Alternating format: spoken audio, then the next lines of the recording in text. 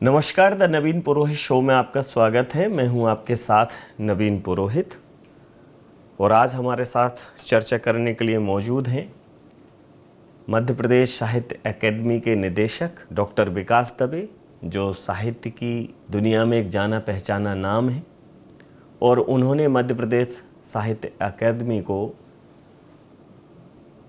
शिखर तक पहुंचाने में कोई कोर कसर नहीं छोड़ी है। उनके कार्यकाल के दौरान मध्य प्रदेश साहित्य अकेडमी ने तमाम मील के पत्थर अपने प्रगति पथ पर स्थापित किए हैं। आज हमारे साथ वो चर्चा करने के लिए मौजूद हैं। डॉक्टर विकास दवे जी, आपका बहुत बहुत नमस्कार है। विकास जी, जब भी साहित्यकार या साहित्य के विषय में सोचता हूँ तो आज हमारे पास संकलन के लिए, संपादन के लिए, संरक्षण के लिए एक सेटअप है। साहित्य अकेडमी भी उसका एक स्ट्रक्चर, एक संरचना उसको मान सकते हैं। ये सौभाग्य आज के साहित्यकारों का, जब सूर, तुलसी, मीरा, रैदास, कबीर हुए तो उन्होंने तो अपने जो उनकी हॉबी थी या जो उनके अंदर की रचना धर्मिता थी उसको अपने काम के दौरान जिया, समाज ने उसका संकलन किया। तो साहित्य अकेडमी की जो उपस्थिति को साहित्यकारों के सपोर्ट सिस्टम के तौर पर आप कितना महत्वपूर्ण मानते हैं? एक बड़ा सवाल मेरा ये। बहुत धन्यवाद ज्ञापित करना चाहूँगा कि इन दिनों जब समाचारों की आपाधापी इस समय चल रही है, उस समय एक रचनात्मक विषय को लेकर के आपने बातचीत की है, इसलिए विशेष रूप से मेरा धन्यवाद स्वीकारें। वास्तव में आपने जो चिंता अभिव्यक्त की है वो चिंता इस समय संपूर्ण समाज की चिंता बन करके भी उभरा है। आपने जैसा कहा कि साहित्य का परिदृश्य एक समय में ऐसा रहा कि राज्याश्रय प्राप्त किए बगैर कोई रचनाधर्मी अपनी रचनाओं को समाज के सामने ला नहीं पाता था, जिसको हम सार्वजनिक पटल कहते हैं। लेकिन देखते ही देखते तकनीकी बदली, छपाई की तकनीकी विकसित हुई और इन दिनों तो हम देखते हैं कि यह सब चलते चलते अब हमारे चैनल्स तक भी आया है। और इन दिनों तो चूंकि इंटरनेट की जो क्रांति हुई है, उस क्रांति की अगली जनरेशन ने तो साहित्य को एक प्रकार से लोगों की, प्रत्येक व्यक्ति की जेब तक पहुंचाने का काम किया है। आज कोई भी व्यक्ति बड़ी आसानी से अपना मोबाइल खोलता है और वो भारत के किसी भी कोने में रहने वाले रचनाकार की रचना को सुनना चाहता है, पढ़ना चाहता है, तो उसके लिए उसके पास सैकड़ों नहीं बल्कि हजारों और लाखों विकल्प होते हैं। ऐसी स्थिति में आपकी चिंता बिल्कुल ठीक है कि साहित्य का जो संपूर्ण परिदृश्य है, क्या उसको प्रश्रय की आवश्यकता है या नहीं है। किंतु मुझे ऐसा लगता है कि साहित्य को हमेशा से ही मैं इसको ऐसा नहीं मानता कि राज्याश्रय की आवश्यकता है। क्योंकि हम जब साहित्य अकादमी का संदर्भ लेते हैं तो कई बार ऐसा ध्यान में आता होगा कि साहित्यकारों को राज्य से क्या आश्रय मिलता है या शासन से क्या आश्रय मिलता है। लेकिन मुझे ऐसा लगता है कि साहित्य अकादमी हो, कला अकादमी हो, हम सब साहित्यकारों और कलाकारों की कला को प्रश्रय देने के लिए नहीं बल्कि उनको प्रोत्साहन देने के लिए यहाँ पर बैठे हुए हैं। और ये किसी सरकारी प्रक्रिया का हिस्सा नहीं है। इसको मैं ऐसा मानता हूँ कि जैसे एक युग था जब राजा महाराजाओं के ज़माने में रचनाधर्मी आते थे और राजाओं को अपनी कुछ रचनाएं सुनाते थे और राज्याश्रय से उनको कुछ सहयोग प्राप्त होता था। उसी प्रकार से मुझे लगता है कि आज भी शासन जो है वो साहित्यकारों के सहयोग के लिए समर्थ होकर के खड़ा रहता है। यानी केवल एक उदाहरण दूं तो आपको जानकर आनंद होगा कि हमारे यहाँ पर जिन रचनाकारों की कोई पुस्तक जीवन में नहीं छपी है, अर्थात जिन रचनाकारों की पहली पुस्तक का प्रकाशन होना है, तो उन नवोदित रचनाकारों के लिए पहली पुस्तक के प्रकाशन पर अनुदान की एक व्यवस्था रहती है। और हम लोग लगभग वर्ष में 40 पुस्तकों को इस तरह से प्रकाशित करने के लिए स्वीकृत करते हैं। तो मुझे लगता है कि ये राज्याश्रय भी कहा जा सकता है प्रकारांतर से, चूंकि आधुनिक युग में लोकतंत्र है, सरकारें हैं, तो ये राज्याश्रय भी कहा जा सकता है। लेकिन अंततः यह राज्य सरकारों का साहित्यकारों को प्रोत्साहन का एक विषय है और इसलिए मुझे लगता है कि इसको इसी रूप में साहित्यकारों को भी स्वीकारना चाहिए। हम सब उनकी सेवा में लगे हैं, ऐसा भाव हम लोगों के मन में रहता है। बाल साहित्य को लेकर आप खासे संजीदा हैं और बाल साहित्य के प्रसार और फिर सबसे बड़ी बात है उसका गुणवत्ता नियंत्रण, क्योंकि उस समय जो बाल मस्तिष्क होता है वो इतना ज़्यादा गतिशील होता है कि उस पर कोई भी चीज़ अगर एक बार छप जाए तो बहुत लंबे समय तक प्रभावी रहती है और उसको लेकर आपने बहुत ही प्रभावी कार्य भी किए हैं। तो इस पर आपकी टिप्पणी ज़रूर चाहूँगा। केवल इतना कहूँगा कि मेरा संपूर्ण पत्रकारिता का जो जीवन है, उस पत्रकारिता के जीवन का अधिसंख्य भाग बाल पत्रकारिता से ही जुड़ा रहा। मैं चूंकि बच्चों की एक पत्रिका में संपादक रहा, और ये काल जहाँ तक मैंने जानकारी, जहाँ तक मुझे देवपुत्र, हाँ, देवपुत्र करीब 2 दशक से ज्यादा, बिल्कुल, मुझे 32 वर्ष देवपुत्र का संपादन करते हुए बीते, और 32 वर्ष का समय मुझे लगता है कि पत्रकारिता के क्षेत्र में एक बड़ा समय होता है। और मैं ऐसा मानता हूं कि सामान्यतया इस समय में जहां पर हूं, साहित्य अकादमी के निदेशक का दायित्व निर्वाह कर रहा हूं, तो मुझे ऐसा लगता है कि ये संपूर्ण दायित्व जो है, यह मेरी उस सेवा के कारण से ही मुझे प्राप्त हुआ है। चूंकि बाल साहित्य जगत एक प्रकार से संपूर्ण साहित्य जगत का एक छोटा सा हिस्सा होता है, और वो केवल मध्य प्रदेश की बात नहीं करें, बल्कि संपूर्ण भारत में भी वह एक उपेक्षित भाग रहा। तो मैं चूंकि बाल पत्रकारिता का हिस्सा रहा था, और बाद में मुझे यहाँ साहित्य क्षेत्र में सेवा करने का अवसर मिला, तो निश्चित तौर पर मेरे जीवन का सबसे महत्वपूर्ण भाग तो बाल साहित्य का ही है। ये अवश्य कहना चाहूँगा कि बाल साहित्य का काम करते हुए वहाँ भी हम लोगों ने एक अपनी रचना धर्मिता को नई धार देने का काम किया। तो 2-3 नए आयाम जरूर हमने स्थापित किए। पत्रिका चूंकि विश्व कीर्तिमान स्थापित कर चुकी थी प्रसार संख्या का, और 3,71,000 पत्रिकाएं प्रति माह प्रकाशित होकर के बाल पाठकों के हाथों में जा रही थी। और ये संपूर्ण विश्व के लिए आश्चर्य का विषय होता था कि इंदौर जैसे महानगर से निकल करके एक पत्रिका इतने लाखों बच्चों के पास पहुंचती है। तो वो काम करते हुए हम लोगों को एक बात ये ध्यान में आई थी कि बाल साहित्य के क्षेत्र में शोध की परंपरा थोड़ी सी कमजोर हमको दिखाई दी, और इसलिए हमने विधिवत देवी अहिल्या विश्वविद्यालय इंदौर से मान्यता प्राप्त करके और भारत का पहला बाल साहित्य शोध संस्थान हमने इंदौर में प्रारंभ किया। और मुझे ये बताते हुए प्रसन्नता है कि वहाँ पर हमने अभी तक लगभग 85 शोधार्थियों के माध्यम से बाल साहित्य के शोध कार्य हमने संपन्न करवाए हैं। ये शोध कार्य एमफिल के लिए, पीएचडी के लिए और डीलिट की उपाधि के लिए सामान्यतः होते हैं, और औपचारिक ढंग से हम संपन्न करवाते हैं। इतना ही नहीं, बल्कि हमने उसी संस्थान में आधुनिक माध्यमों में एक फिल्मों की लाइब्रेरी भी शुरू की, और वहाँ पर एक बड़ा ऑडिटोरियम बना करके बच्चों के लिए निःशुल्क बाल फिल्मों के प्रदर्शन प्रारंभ किए। तो मुझे ये कहते हुए गर्व है कि भारत में हमारा ही केंद्र एक ऐसा था जहाँ पर लगभग 450 बाल फिल्में एक छत के नीचे थी, और बच्चों को हम निःशुल्क वो फिल्में दिखाते। और अगर मैं कार्यकाल के विषय में बात करूं तो जहाँ तक मेरे स्मरण में आता है कि ये पहली बार है कि किसी के कार्यकाल में वृद्धि की गई हो, पुनर्नियुक्ति की गई हो। हाँ, ये जरूर है कि यहाँ भी आने के बाद मैंने सामान्यतः यह प्रयास किया कि साहित्य क्षेत्र में सामान्यतः ये अनुभव में आता है कि साहित्यकार उपेक्षित से होते हैं। ये केवल किसी चुटकुले का या हास्य का विषय नहीं है, अनेक वर्षों की परंपरा है। हमारे यहाँ पर साहित्य को बहुत मान भी दिया गया, तो उतनी ही मात्रा में वो उपेक्षित भी रहा। तो सामान्यतः एक माना जाता है कि साहित्यकार जो है एक उपेक्षित प्रजाति का व्यक्ति होता है। मैं भी उसी श्रेणी का हूँ, और इसलिए कहने में संकोच नहीं। लेकिन इस तरह की जो साहित्य अकादमियाँ होती है या राज्याश्रय प्राप्त जो संस्थाएं होती है, उनसे यदि साहित्यकारों का कुछ सहयोग हो पाता है तो मुझे लगता है कि एक बड़ा काम होता है। और मुझे यहाँ जब काम करने का अवसर मिला तो इस बात की मुझे जान करके बड़ा आश्चर्य हुआ। प्रारंभ में तो जब मैंने इस साहित्य अकादमी का इतिहास देखा तो यहाँ पर मुझसे पहले 14 अकादमी के जो निदेशक रहे पूर्ववर्ती, वे सबके सब राजपत्रित अधिकारी थे, आईएएस थे, कुछ आईपीएस भी रहे। लेकिन मेरे जैसे एक सामान्य साहित्यकार को और पत्रकार को जब ये दायित्व दिया गया तो निश्चित तौर पर मेरे ऊपर एक दबाव भी था कि मैं अपनी भूमिका का निर्वाह ठीक ढंग से कर सकूं, कुछ अलग करूं। और इस दिशा में मैंने पर्याप्त मात्रा में नवाचार भी किए। और इसलिए मुझे ये कहते हुए गर्व की अनुभूति होती है कि फिर मेरा एक 3 वर्ष का कार्यकाल जब समाप्त हुआ तो माननीय मुख्यमंत्री जी ने लगभग 1 दिन का अंतराल हुआ और फिर से एक आदेश निकाला। तो अब तो 5 वर्ष हो गए, 1 वर्ष और बचा है।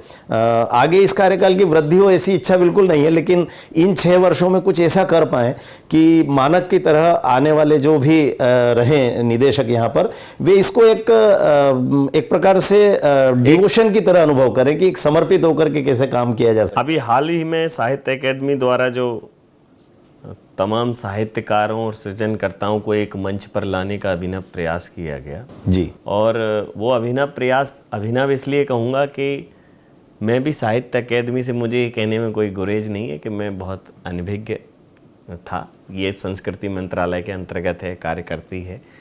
लेकिन चूंकि सोशल मीडिया की इस दुनिया में स्क्रॉल करते समय जब एक ही प्रकार के विधा के लोग एक ही भावनात्मकता को अभिव्यक्त करें, तो मैंने वो अभिव्यक्ति दतिया में भी देखी, तो वो सागर में भी देखी, तो वो शहडोल में भी देखी, श्योपुर में भी देखी, मालवांचल में भी देखी, विंध में भी देखी।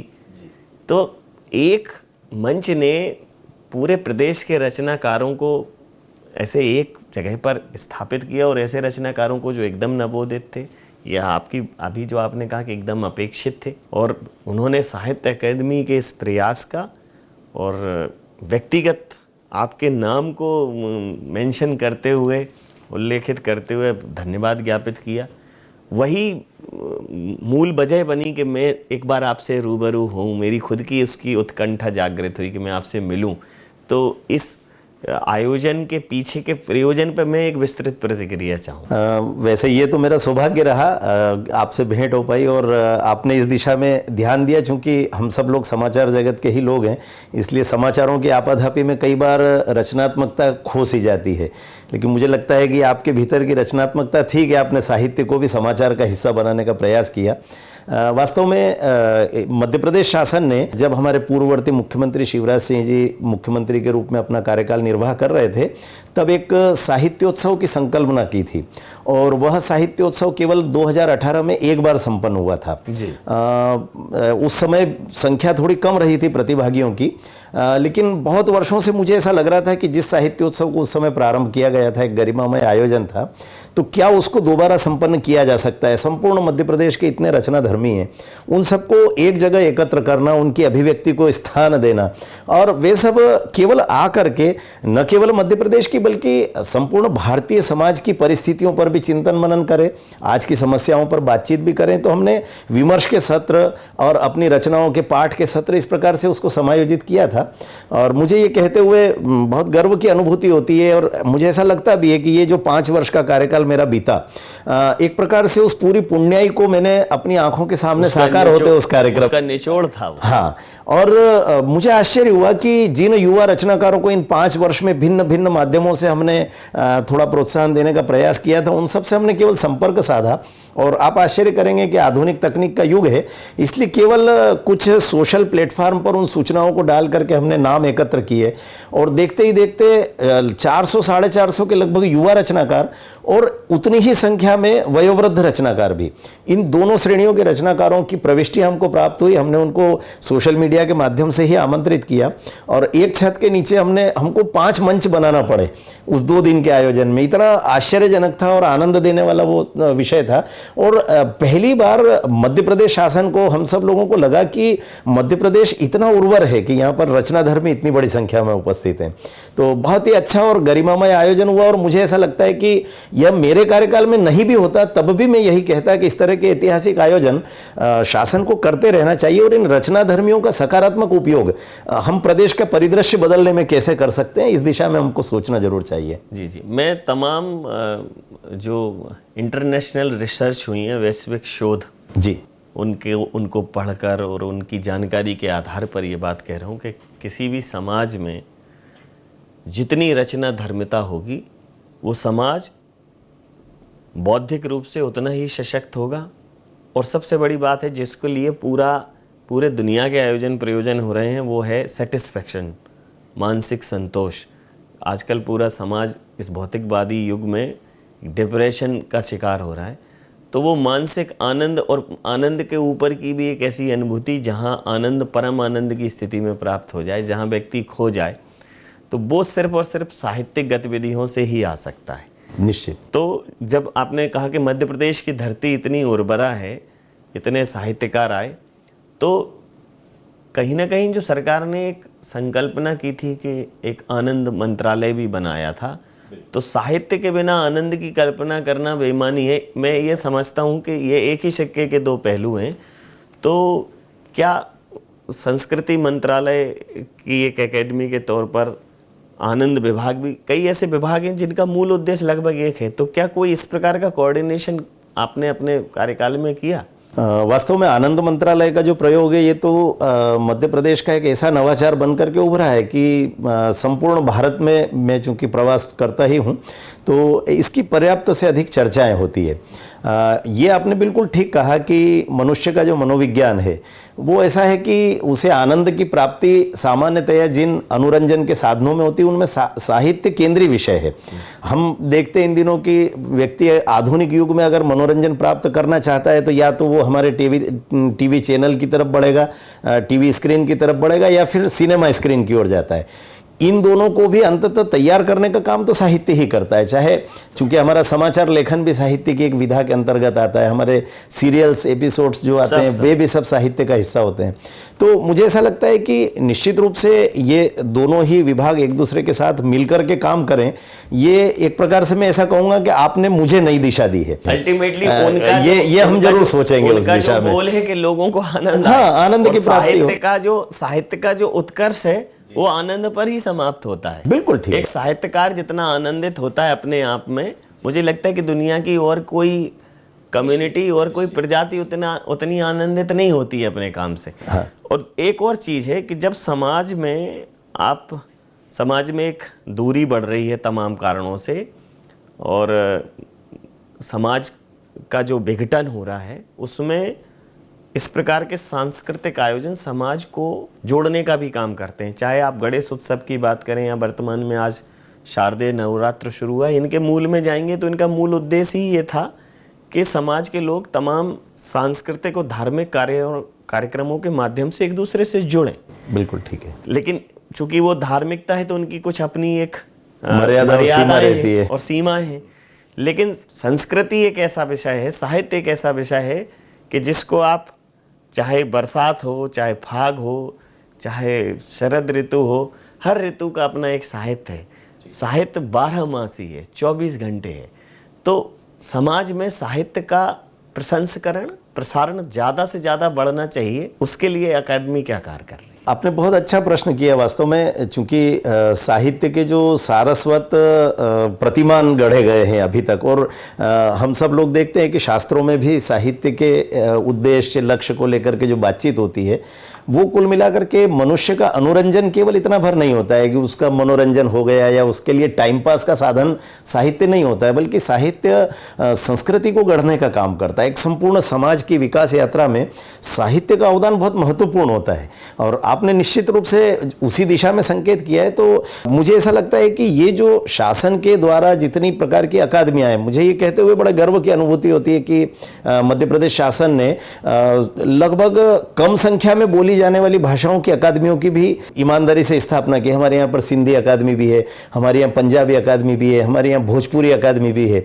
हिंदी चूंकि एक बड़ा संख्या वाला परिक्षेत्र है मध्य प्रदेश का, इसलिए उसकी अकादमी भी। हम सब लोग मिलकर के यही प्रयास करते हैं कि समाज को संस्कारित भी करना है और साहित्य को प्रोत्साहन भी देना है। इन दोनों कामों में हम लगातार लगे रहते हैं और आपने जिस दिशा में संकेत किया है, निश्चित रूप से समाज को संस्कारित करने का काम ही साहित्य का है वास्तव में।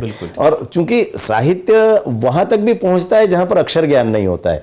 आपने अपनी बातचीत में अभी बड़े सुंदर उदाहरण दिए, तो मुझे लगता है कि आज तुलसीदास जी के द्वारा लिखी हुई रामचरितमानस यदि गीता प्रेस गोरखपुर से छपकर आती है तो केवल जिन लोगों को अक्षर ज्ञान है वे ही उस मानस को पढ़ करके और जीवन मूल्य सीखते हैं, ऐसा बिल्कुल नहीं है।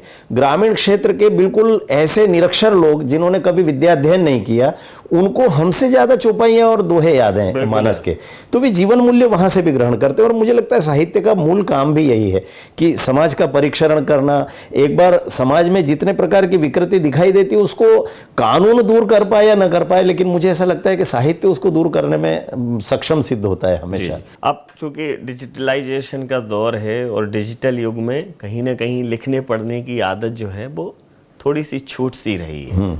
और डिजिटल युग ने मानव संप्रेषण को और मानवीय संवेदनाओं को कहीं ना कहीं नुकसान पहुंचाया है। तो इस प्रकार के जब आयोजन होते हैं परस्पर, जहां लोग सामने आते हैं उनमें, और ये जो डिजिटल में मुझे एक बड़ी अच्छी सी रचना याद आ रही है गुलजार साहब की कि किताबें झांकती हैं बंद अलमारी के शीशों से, महीने हो गए अब मुलाकातें नहीं होती। तो देखा है कि लोग किताबें अब एक साज सज्जा की विषय वस्तु हो गई हैं, तो लोगों की अभिरुचि बड़े पठन पाठन में, लेखन में, और जब नवोदित लेखकों को, रचनाकारों को जब आप प्रोत्साहित करते हैं तो समाज में एक सकारात्मक संदेश जाता है।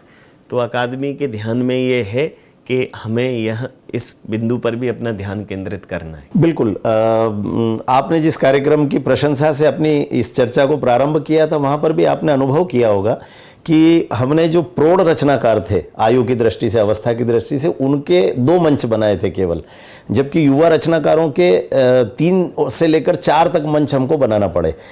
उसका मूल कारण यही रहा कि इन विगत 5 वर्षों में साहित्य अकादमी ने ये प्रयास किया है कि नवोदित रचनाकारों को हम न केवल स्थान दे सकें, बल्कि उनकी जो रचना धर्मिता है उसको प्रोत्साहन देने के लिए उनकी पुस्तकों का प्रकाशन करना।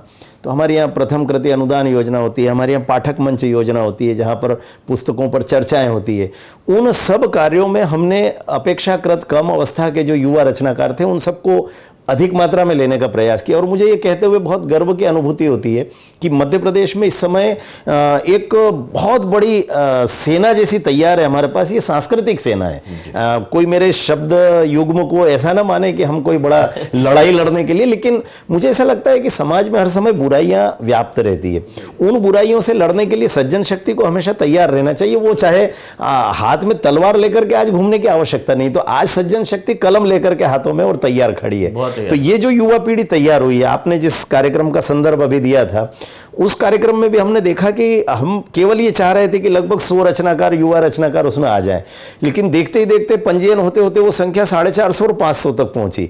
मैंने कहा इस बहाव को रोकने की आवश्यकता नहीं है, ये तो ज्ञान की गंगा है। यदि साहित्य, इन दिनों आप भी इस बात को अनुभव करते होंगे कि सबसे ज्यादा शिकायत समाज यही कर रहा है कि युवा पीढ़ी साहित्य से दूर होती जा रही है। अभी आपने बाल साहित्य के संदर्भ में वो कहा, और हम एक प्रकार से मंच देने का काम नहीं करते और हम शिकायत करते हैं कि युवा और बच्चे साहित्य से जुड़ नहीं रहे। तो ये एक प्रकार से इस पूरी डिजिटल होती दुनिया को इस छपे हुए पन्नों की खुशबू का जवाब था ये कार्यक्रम, मुझे ऐसा लगता है।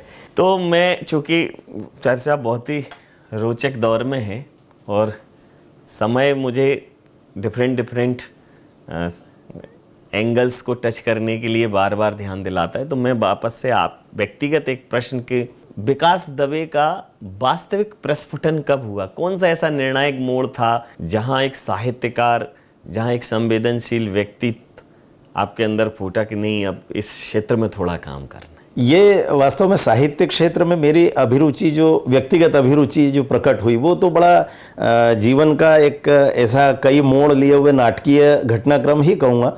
आपको जानकर आश्चर्य होगा कि मैं विज्ञान का विद्यार्थी रहा और बीएससी की पढ़ाई कर रहा था। फिर अचानक मुझे अपने मित्रों ने कहा कि इलेक्ट्रिकल से डिप्लोमा करना है, तो मैं वहाँ पहुँच गया। वो करने के बाद मैंने एमपीईबी में मध्य प्रदेश विद्युत मंडल में 1 वर्ष अपनी सेवाएं दी और वहाँ से मैंने एकदम से अपने आप को वापस लौटाया और मुझे लगा कि मेरा मूल पिंड जो है वो साहित्य धर्मी पिंड है। और मुझे लग रहा था कि ये जो स्क्रू ड्राइवर और प्लायर हाथ में लेकर के और जीवन यापन करना, शायद ये मेरा हिस्से का काम नहीं है, ईश्वर ने कुछ और कहा है। और बस वहाँ से मैंने जब, जिसको कहते हैं कि यू टर्न लिया, और संयोग से मैं शिक्षा क्षेत्र में पदार्पण किया और शिक्षा क्षेत्र से ही 1992 में अपने मध्य प्रदेश के बहुत वरिष्ठ पत्रकार रहे कृष्ण कुमार जी अष्ठाना, उन्होंने मुझे एक बार कहा कि आप लेखन में काफ़ी रुचि रखते हैं तो आप संपादन कर्म से जुड़ें। और बस 92 से जैसे ही मैंने देवपुत्र के संपादन में प्रवेश किया तो उसके बाद फिर पीछे मुड़ करके नहीं देखा और जीवन के 32 वर्ष बच्चों के बीच में गुजारे। बाल मनोविज्ञान पढ़ा, बाल पत्रकारिता में पीएचडी की, फिर डीलिट की उपाधि भी मुझे उसी में प्राप्त हुई। एमफिल का भी मेरा जो शोध प्रबंध था वह भी बाल साहित्य पर था। कुल मिला करके बच्चों को प्रायोगिक रूप से बाल साहित्य लेखन के लिए प्रेरित करना, उनकी कार्यशालाएं लेना। आप आश्चर्य करेंगे कि अभी तक भले ही मैं बहुत अधिक उम्र नहीं है, बहुत अनुभवी भी नहीं हूँ, लेकिन ये 58 वर्ष का व्यक्ति इस बात को लेकर के गर्व की अनुभूति करता है कि मैंने अब तक लगभग 7 से 8 लाख बच्चों से सीधे संवाद स्थापित किया है। पूरे मध्य प्रदेश में नहीं बल्कि भारत भर में जाकर के उन बच्चों को कविता लेखन सिखाना, कहानी लेखन सिखाना, और ये प्रचाराभिमुख होकर के काम किया हमने। कभी किसी प्रकार के प्रचार की भूख नहीं थी और इसलिए ये एक ईश्वर तुल्य काम मान करके हमको लगा कि नई पीढ़ी को तैयार करना है। तो विकास दवे की यात्रा उतनी महत्वपूर्ण नहीं है, लेकिन मुझे लगता है कि हम बाल साहित्य के क्षेत्र में जो काम कर पाए और विशेष करके रिसर्च का जो काम हमने किया, भारत का पहला शोध केंद्र स्थापित किया, भारत का पहला बाल फिल्म संग्रहालय हमने बनाया, ये सारे काम हमारे जीवन के माइलस्टोन की तरह हमको आज दिखाई देते हैं। तो अंतिम प्रश्न सर इस परिचर्चा का कि साहित्य और संस्कृति के क्षेत्र में काम करने वाले युवाओं को आप अपने शब्दों से कैसे मार्गदर्शित करना चाहेंगे, उनको क्या संदेश देना चाहेंगे? मैं सामान्यतः युवा रचनाकारों को एक ही बात कहता हूं कि इन दिनों वैचारिक आधार पर एक विभाजन सा हमको साहित्य क्षेत्र में दिखाई देता है। मैं अभी किसी भी प्रकार का वामपंथी विचार या दक्षिणपंथी विचार इस तरह के शब्द प्रयोग किए बगैर आग्रह करना चाहता हूं कि हमारे युवा रचनाकारों को केवल इस बात की चिंता करना चाहिए कि हम जो कुछ लिख रहे हैं, जिस विचार के प्रभाव से लिख रहे हैं, उससे हमारे देश को गौरव प्राप्त हो रहा है कि नहीं, हमारी भारत माता का मस्तक नीचा तो नहीं होगा। हम आपस के जो वैचारिक अधिष्ठान के आधार पर जो लड़ाई झगड़े करते रहते हैं, ये तो छोटे हैं, लेकिन इसके कारण से संपूर्ण विश्व में भारत की कैसी छवि बनकर के उभरती है। तो कई बार जैसे स्लम डॉग मिलेनियर को लेकर के बातचीत होती है कि क्या वह भारत भारत है क्या, तो ऐसा नहीं है। भारत का केवल एक विकृत विद्रूप चेहरा दिखा करके और हम ये कहने लगे कि ये वामपंथी विचार है, और आप अगर हमारे भारत की गौरवशाली प्राचीन परंपरा का गुणगान करें तो कह दिया जाता है कि दक्षिणपंथी विचार है।